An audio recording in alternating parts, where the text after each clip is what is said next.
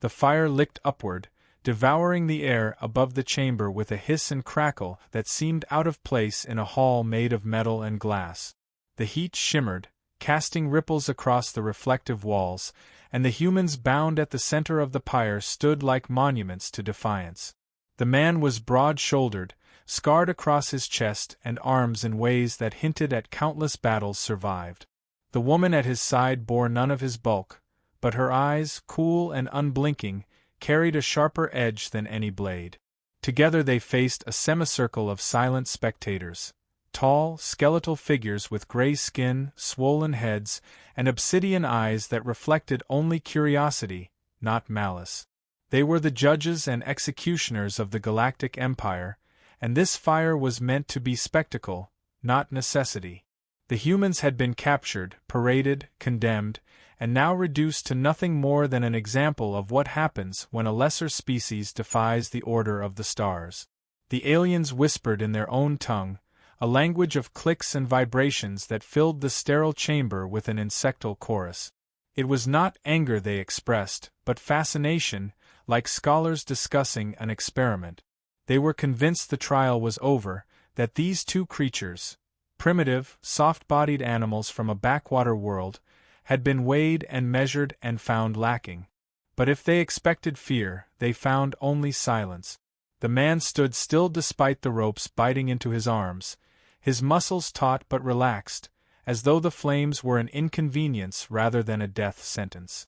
The woman shifted her weight slightly, her feet bare against the steel floor, her eyes scanning the chamber with a hunter's patience. To the aliens, their stillness might have resembled resignation. In truth, it was calculation. The hunter, as he had been called on Earth, had known worse things than this. He had walked through burning jungles, inhaled the acrid smoke of napalm, endured nights where predators howled just outside his camp. Fire was no stranger. He could smell the wood chosen for this ceremony. Alien timber harvested from a distant moon, fragrant and oily, designed to burn hot and fast. To most creatures it would be agony. To him, it was simply another environment, another obstacle to endure. He tightened his hands subtly against the ropes, feeling the fibers grind against calloused skin, testing their give. Every detail mattered, and he stored them in silence. The Huntress remembered the capture more vividly than the trial. She remembered the forest, the shadows of alien scouts moving with confidence through terrain they did not understand. She had stalked them first, watching the way they communicated with hand signs and bioluminescent flashes along their forearms. She had waited until the hunter signaled, then struck like a knife in the dark. Two of the scouts never saw her coming, throats opened in a silence broken only by the hiss of their blood on leaves. But then the skies had opened with light, and ships descended, machines buzzing like hornets. She had fought until her arms gave out, until numbers and machines overwhelmed skill. When they bound her wrists with energy cords, she had smiled, blood running down her face, because she knew they had no idea what they had taken. Now those same captors stood only a few paces away, watching with clinical detachment as the firelight danced across her face. Their arrogance filled the chamber thicker than the smoke. They believed themselves civilized for granting this trial, enlightened for permitting these humans to speak before sentencing. But when she and the hunter had been asked for final words, they had offered none. Words were wasted on those who could not understand them. The tribunal leader shifted in his chair, a taller figure whose skull stretched higher than the others, a crown of luminous patterns glowing faintly across his temples. He spoke in a measured tone, the translator device at his throat humming as it shaped his alien voice into a monotone approximation of speech. Let it be recorded. Humanity, a species of flesh and instinct, has been weighed. It is dangerous only in its own ecosystem, feral and blind. It is incapable of restraint, incapable of reason. Its aggression must not spread. For the preservation of order, these specimens are extinguished as symbol. His black eyes turned to the flames, and he inclined his head slightly. Begin. The fire roared higher as fuel ignited, heat pressing against the bound figures. The spectators leaned forward slightly, unblinking, their interest that of scientists awaiting the results of a trial. The hunter exhaled once, slow, steady. His gaze shifted to the Huntress, and for the first time since their capture, something like a smile ghosted across his face. It was not hope, not reassurance, it was recognition, a signal passed wordlessly between two predators who had spent years reading each other's silences. She tilted her head almost imperceptibly, the same acknowledgement returned. To the aliens, it might have seemed like a final gesture of comfort between doomed companions. To the humans, it was the first move in a game that had only just begun. The flames reached the hem of the woman's tattered dress, curling black edges upward. The man shifted his stance slightly, forcing the ropes against the uneven edge of the metal floor. Fibers strained, invisible to the watchers above. The Huntress inhaled, letting the smoke sting her throat, memorizing the way it swirled toward the ventilation ducts above. Even now she studied, catalogued, prepared. The tribunal leader spoke again, words lost beneath the rush of fire, but it did not matter. She was no longer listening. The hunter closed his eyes briefly, remembering the nights they had trained together under the stars of their own world. He remembered how she moved through forests as if she were part of them, how she taught him patience as he taught her ferocity. He remembered how many times they had survived because the universe underestimated them. His eyes opened again, sharper than ever, and fixed on the glowing black gaze of the tribunal leader. The alien's reflection wavered in the wall behind him, stretched and distorted by the shimmer of heat. For the first time, a faint unease stirred among the watchers. Something about the humans' stillness was not right. They should have been screaming by now, thrashing as the flames climbed, begging for mercy that would not come. Instead they stood like statues, eyes alive with something the aliens did not understand. The Huntress tilted her chin, eyes narrowing against the smoke, and whispered just loud enough for him to hear. Her voice was raw but steady. Now. The ropes creaked, and in that moment, as the fire consumed the chamber in brightness, the illusion of control began to fracture. The ropes gave way with a sharp snap, strands curling and burning as the hunter tore free. Smoke billowed upward as if the chamber itself exhaled in surprise. The Huntress slipped loose almost at the same moment, her wrists raw but steady, and the two of them stepped forward through the fire. Their skin glistened with sweat, their silhouettes haloed by flames that should have devoured them. To the aliens, the moment was incomprehensible. Their trial was not designed to be challenged. Their executions were ceremonies, never battles. Yet here, before their unblinking eyes, the prey refused to die. The hunter moved first. His body, a coiled spring, surged across the chamber floor with a burst of speed that belied his size. He closed the distance to the nearest alien in seconds, fists bound only moments before now slamming into gray flesh with the force of a hammer. The alien collapsed, its elongated skull striking the metal floor with a crack. The others recoiled, not out of fear but out of sheer disbelief, as though their perception of reality itself had been violated. The Huntress did not waste a heartbeat. She reached for the fallen alien, wrenching a curved blade from its belt. Ceremonial, not practical, but sharp enough. With one swift motion she cut the rope from her ankles and pivoted, her movements fluid, efficient, every strike measured for purpose. She moved like water around stone, flowing from one enemy to the next, and with each motion the balance of power in the chamber shifted. The tribunal leader rose, patterns of light racing across his temples in agitation. His voice rang through the translator with metallic distortion. "Contain them!" His order cut across the chaos, but his words did not summon discipline. Instead, panic rippled through the chamber. Aliens pressed back against the cold walls, their long fingers trembling as the humans advanced. The hunter seized another alien, lifting it bodily from the ground and using it as a shield against the plasma bolts that suddenly seared the air. Blue streaks hissed past, burning into the walls, but he pushed forward, the shield writhing and screeching until its voice broke. When it fell limp, He let it drop and closed the remaining distance to its comrades, breaking them apart with brutal swiftness. Every blow he struck was decisive, each movement born not of rage but of survival honed into instinct. The Huntress, smaller, lighter, more deliberate, turned the room into a trap. She darted low, using the overturned chairs as cover, closing distance before her enemies could adjust their aim. She slid beneath the arc of a plasma weapon, blade flashing upward to sever its wielder's hand. She caught the weapon before it fell, firing without hesitation, the recoil absorbed by her compact frame.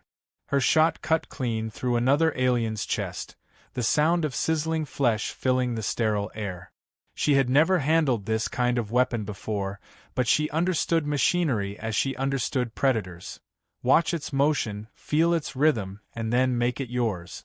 The chamber descended into chaos, the ordered silence replaced by shrieks, the fire crackling beneath it all. The humans moved together without words, a synchronicity forged long before this moment, their actions complementing one another with seamless precision. Where the hunter drew attention with raw strength, the huntress struck unseen angles. Where she created opportunity, he capitalized with crushing force. Still, the tribunal leader did not flee. His gaze remained fixed on them, unflinching, as though studying rather than fearing. He lifted a hand, pressing his long fingers to a panel embedded in his seat, and a new sound filled the air, the deep, resonant hum of barriers activating. Energy shields shimmered into existence, encircling the chamber, sealing exits. He spoke again, voice low but carrying. "Specimens," he said, the translator crackling. "This will be your cage." The hunter glanced at the barriers, then at the huntress. He saw the calculation in her eyes, the way she traced the room as though she could already see a path invisible to him. He trusted her vision. She trusted his strength. Between them, cages meant nothing. She tested the weapon in her hands, firing a shot deliberately wide, watching the bolt strike the barrier and ripple across it in a cascade of light. The reflection lit her face, sharp and resolute. "It's powered," she murmured, just enough for him to hear. He nodded once, no more words needed. The aliens regrouped behind the shields, some emboldened by the leader's command, others still trembling.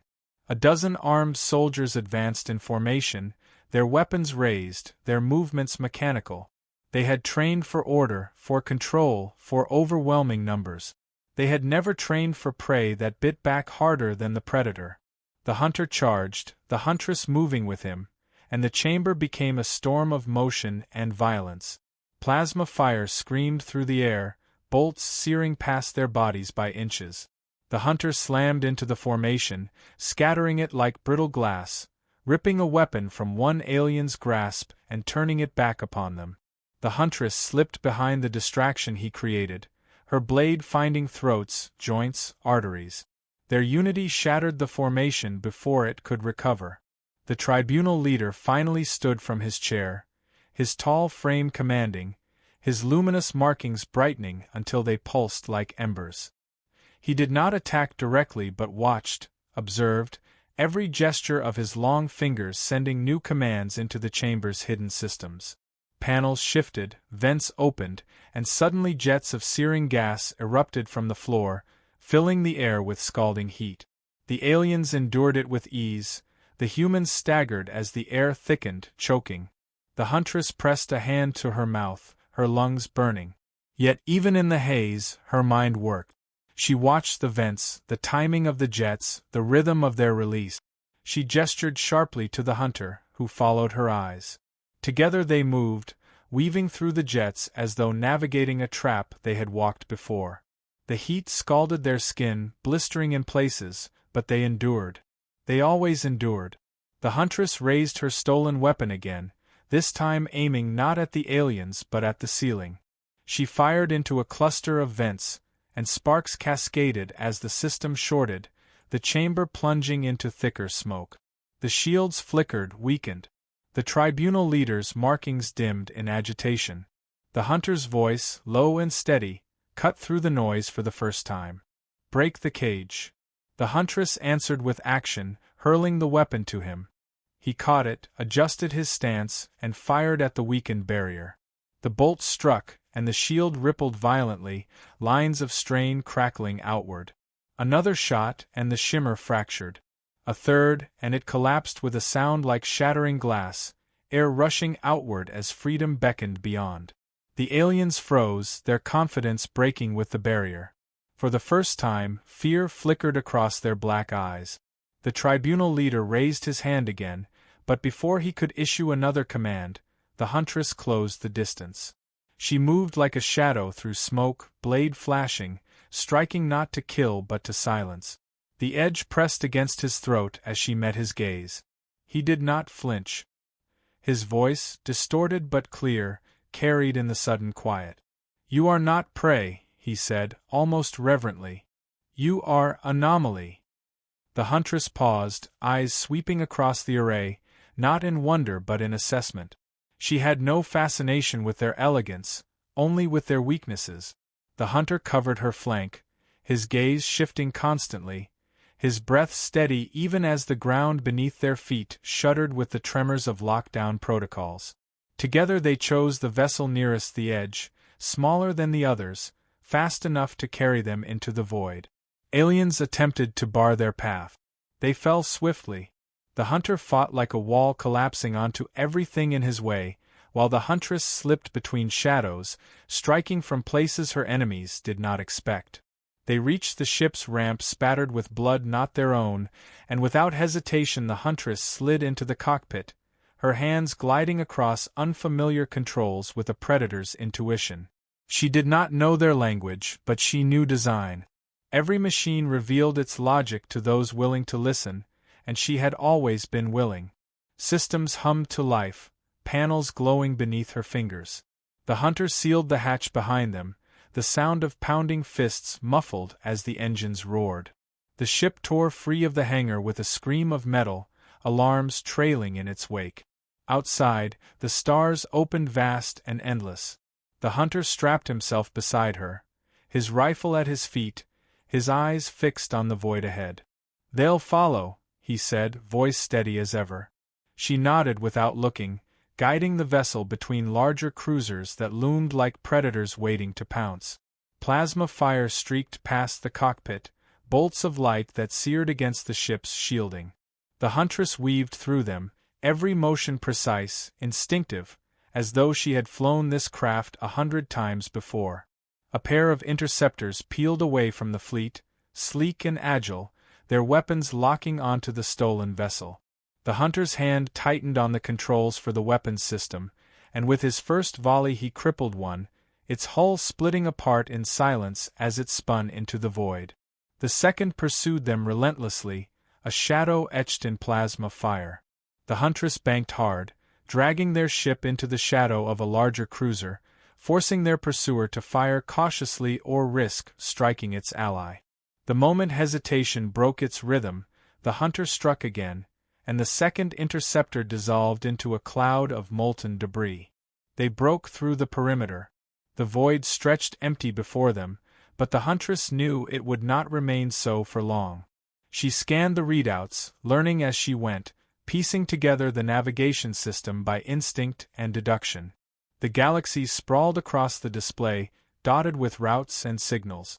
She chose a path at random, not for safety but for speed, her hand firm as she set the ship into a jump. Light stretched into infinite threads, and the stars vanished into the tunnel of hyperspace. Only then did silence fill the cockpit, broken only by the steady hum of the engines. The hunter leaned back, eyes closing for a moment, the weight of exertion settling across his broad frame. The Huntress did not relax. She studied the map, her eyes narrowing. "They'll call us anomaly," she said at last, her voice soft but edged. "A threat to be erased." The hunter opened his eyes, meeting her gaze. "Then we become more than a threat. We become a lesson." And so began the hunt. Their first strike came swiftly. The Empire had left outposts scattered along the fringes of its territory, each one a station for observation and control, never imagining they could be targets themselves. The humans approached silently, drifting in the shadow of an asteroid until the station loomed above them like a great steel hive. The hunter boarded first, plasma rifle steady, his movements purposeful. The huntress followed close, her blade already wet with the blood of the first guard who had underestimated the silence of her approach. Inside, they dismantled the outpost with ruthless precision. The hunter's strength shattered defenses, while the huntress's cunning exploited every weakness. By the time alarms blared, half the garrison was already dead. By the time reinforcements scrambled, their systems had been sabotaged, their weapons turned against them. When the humans departed, the outpost burned behind them, a beacon of rebellion across the stars. News spread quickly. The Empire's channels carried whispers of the trial that had failed, of prey that had become predators, of humans who moved like shadows and struck like storms. Fear blossomed where arrogance once ruled. Commanders whispered warnings, soldiers shuddered at shadows, and species long subjugated by the Empire began to murmur of change. Yet fear alone was not enough. The Empire gathered fleets, marshaled its strength, and unleashed hunters of its own. They pursued the humans across sectors, cornering them again and again. Each time, the humans broke through, leaving behind wreckage and corpses, their legend deepening with every escape. The hunter endured wounds, plasma burns across his chest and arms, yet never faltered. The huntress bore scars across her hands, yet her grip never wavered. Together they wove a tapestry of violence that the galaxy could not ignore. At last, their path led them to the Empire's heart, a council world where towering spires pierced the clouds, where the rulers of countless systems gathered in chambers of polished glass and cold authority. Here the tribunal leader had retreated, his markings dimmed with unease, his words carrying the echo of warnings unheeded. Still he stood before the council, declaring the humans' aberrations that must be purged. Still his voice carried certainty. But even as he spoke, the shadows within the chamber shifted. The huntress struck first, her blade slipping between ribs, silencing a commander mid-sentence. Panic rippled across the council as the hunter emerged from the opposite side, plasma fire tearing through guards before they could form ranks. The chamber erupted in chaos, glass shattering, voices shrieking, bodies falling. The rulers of the Empire, who had once watched humans with contempt, now found themselves prey in their own sanctum. The tribunal leader rose, his black eyes wide for the first time, his voice breaking as he cried out, "This is not possible." The huntress advanced, her blade gleaming, her every step deliberate. "You judged us as animals," she said, her voice carrying above the screams. "Now learn what animals do when cornered." The hunter reached the dais, his rifle aimed squarely at the leader. "They hunt." The shot rang out and the leader fell, his luminous patterns dimming to nothing. Silence followed, heavy and final, broken only by the sound of fire crackling from shattered systems. The council lay in ruin. The Empire shuddered. Across the galaxy, whispers became shouts, and fear became rebellion. Species long chained saw the weakness of their masters and began to rise. The hunter and the huntress did not stay to lead them. Leadership was not their purpose. They slipped into the void once more, shadows against the stars, their path unknown but their legend secured. In the quiet cockpit, the huntress leaned back, eyes fixed on the infinite night. "They will never stop hunting us," she said. The hunter's voice rumbled beside her, calm and certain. "Then they will never stop learning why they should fear us." The ship vanished into hyperspace, leaving only silence in its wake, and the galaxy trembled at the memory of the humans who refused to burn.